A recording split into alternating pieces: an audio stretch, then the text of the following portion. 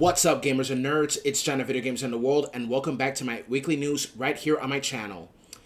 This is going to be a very cold and snowy weekend here on the East Coast, and in some states, there will be ice. So remember, everyone, if you live on the East Coast and you're going out grocery shopping, be smart about it and don't drive on the ice.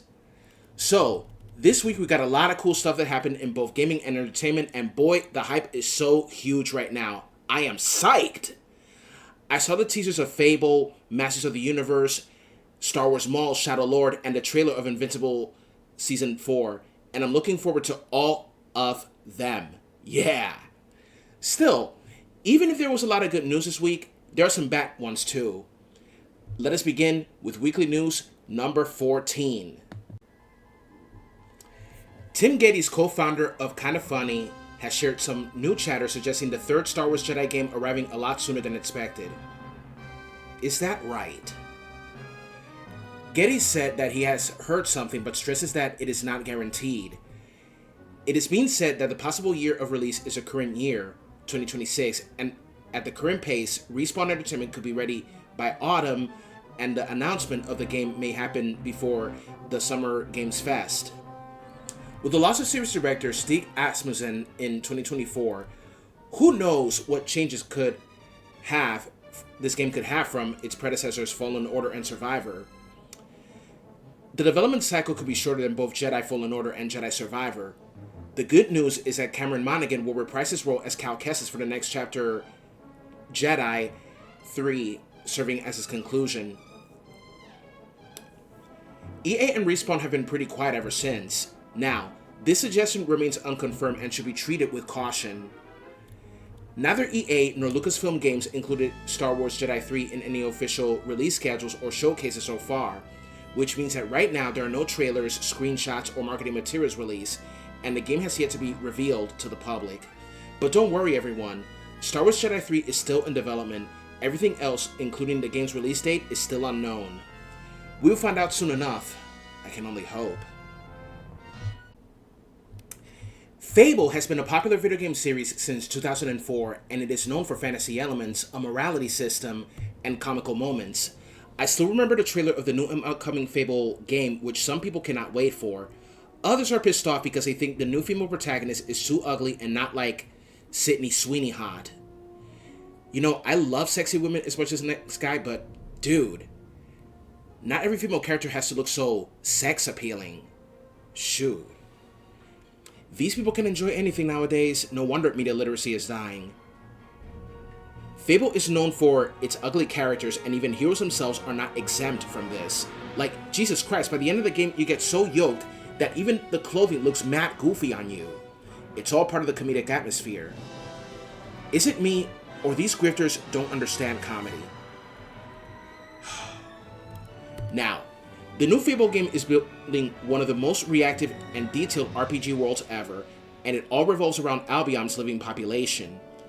What makes this game unique right now is that there are 1,000 plus fully simulated NPCs having a name, role, routine, and personality.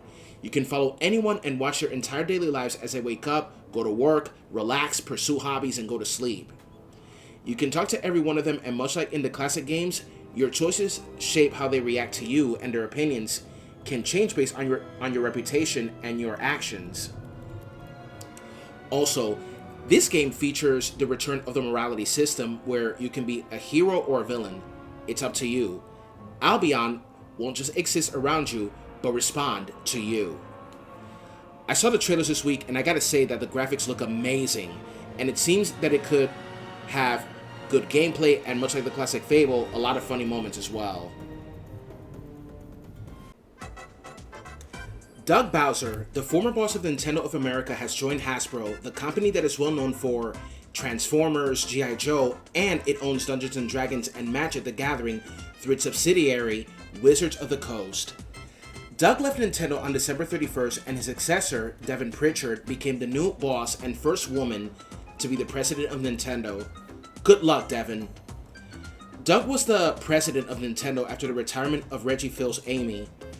Bowser's time at the company was notable as he oversaw the success of Nintendo Switch and then the record-breaking launch of Switch 2, while gamely acknowledging all the jokes about his surname.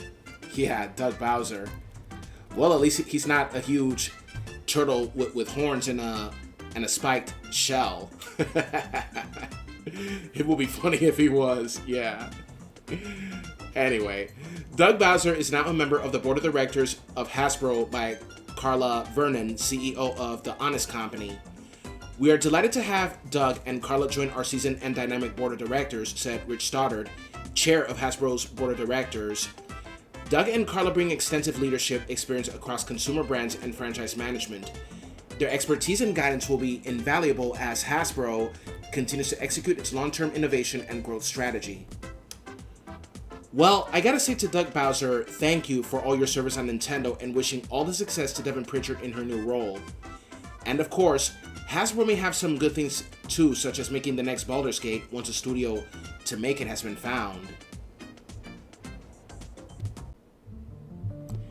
It turns out that Ubisoft continues to dig its own grave as many of its anticipated games are cancelled. The company has announced an internal reset as 6 games were cancelled and studios were shut down. The cancelled games are the following: The Prince of Persia, Sands of Time Remake, Splinter Cell, an Assassin's Creed game taking place during the American Civil War. Star Wars Outlaws 2 was cancelled, Watch Dogs is now dead and buried, and now Assassin's Creed 4 Resynced is delayed. Not to forget that there were layoffs too. Ubisoft says the scrap projects didn't meet its new enhanced quality standards, while 7 other games have been delayed to 2027 for extra polish. The company is also restructuring into 5 new creative houses to focus on fewer, higher quality releases. What are you doing, Ubisoft? This is just unbelievable. It's heartbreaking how some games ended up cancelled. So much potential to be awesome, squandered in the twinkling of an eye. The delays I can understand, but cancellations, wasted potential, and squandered. I was hoping and praying for Splinter Cell to make a comeback in gaming, and now it's scrapped. We haven't had a Splinter Cell game since Blacklisted in 2013, and now a new game that was going to serve as a remake of the first game is cancelled. An Assassin's Creed video game taking place during the American Civil War would have been amazing to see and play. We had an Assassin's Creed video game taking place during the American Revolutionary War, and like I said, an American Civil War setting would have been great. And now it's cancelled, and that truly sucks. Watch Dogs dead and buried now? Ubisoft, what the hell are you doing? Well, I guess it won't be long before someone makes a video essay titled The Deserved Death of Ubisoft. I would totally see that. What will happen to the company with all the cancellations, layoffs, and shutdowns? I believe that we have to wait and see. And now for the main event, the teaser of the upcoming live-action Masters of the Universe movie. The Masters of the Universe franchise is known for its Sword and Planet-themed story.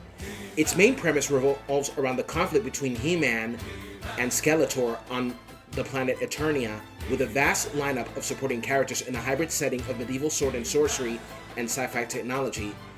It started out in 1982 as a comics and toy line series and spawned a cartoon series in 1983 titled He-Man and the Masters of the Universe, and it also spawned 3 feature films as well.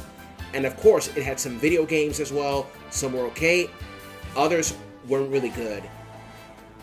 Not to forget also that a spin-off of He-Man was spawned in 1985, She-Ra, Princess of Power. And in 2002, we had a remake of He-Man and the Masters of the Universe, which was really, really cool. And Netflix also had She-Ra and the Princesses of Power, and we also had Masters of the Universe Revelation and Revolution, and a CGI Masters of the He-Man and the Masters of the Universe, which I gotta say were pretty good. Now, I saw the teaser on Thursday, and from the looks of it, I would say that it looks really good and comedic too. But hey, the 80s and 2002 cartoons had comedic moments too. I like how they used the classic look of He-Man's Sword of Power, and I saw familiar faces such as Man-at-Arms, Teela, Cringer, and so on. Now, I was not born at the time the animated series premiered on TV, but when I was about 4 or 5 years old, in either 1990 or 1991, the 1987 movie aired one night on WPIX, and it introduced me to the franchise. It wasn't as good, but it wasn't really that bad. If there's one thing I know is that the 80s and 90s had the best cartoons ever. English actor Nicholas Galatine will play as Adam/He-Man. Camila Mendes will play as Teela. Jared Leto will play as Skeletor. Alison Brie will play as Evil Lynn. Idris Elba will play as Man-at-Arms. And Morena Baccarin will play as the Sorceress.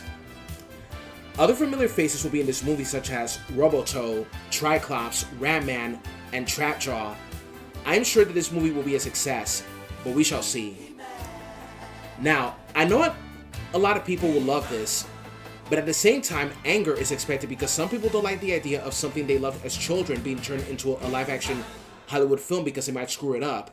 That's understandable, to be honest, because some beloved cartoons in the past that were turned into live-action films were not really good. Bad writing, bad storytelling, you know. Still, some of them were good. In the case of Transformers, the first one was good, but they dropped the ball with the rest. But I like Bumblebee and Rise of the Beasts. The G.I. Joe movies were meh, but Snake Eyes was amazing. The 1990 Teenage Mutant Ninja Turtles movie was the best. Secret of the Ooze was amazing, but 3, well, not that good. The 2007 CGI movie was short but sweet. The Michael Bay movies were not that good. Mutant Mayhem, it was amazing. The animation is like a Teenage Mutant Ninja Turtles meets the Spider-Verse animation. However, when it comes to people being angry at this movie, some will take an extreme approach, like the race swapping of Man-at-Arms and Teela, since they are played by actors of color. Idris Elba is black, and Camila Mendes is a Latina woman. I cannot understand racial bigotry, but I can understand that people don't like race swapping because it feels lazy and unoriginal. Now, before some of you who support this change start jumping the gun, I'm giving you this.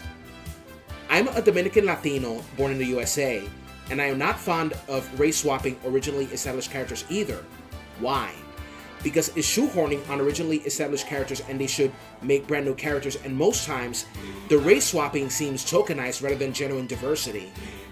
Man-at-Arms and Teela were white in the cartoons. But I can tell you that as long as they stay true to the characters, then the race swap could matter less. There have been instances where race swaps actually worked because they stayed true to the characters. For example, Corlys Velaryon in House of the Dragon was race swapped, but he worked because of staying true to the character in the books. It would have been interesting to see the character of Sunman, which was made in 1985, so that children of color can feel included, represented, and that they all mattered. The movie is expected to be released on June 5. Wow, 5 days before my 40th birthday. That's right, everyone, I'm turning 40 years old. The body may start to age, but the spirit remains young. And that's all for the weekly news, everyone. Don't forget to comment, share, subscribe, and hit that like button. I wish you all a happy weekend. If you're in the East Coast, stay warm and be careful with the ice outside. And be smart about going out grocery shopping in the snow, and eat something really hot in the cold weather, like chicken noodle soup or chili. This is John of Video Games and the World signing off. Have a good one, gamers and nerds. Bye!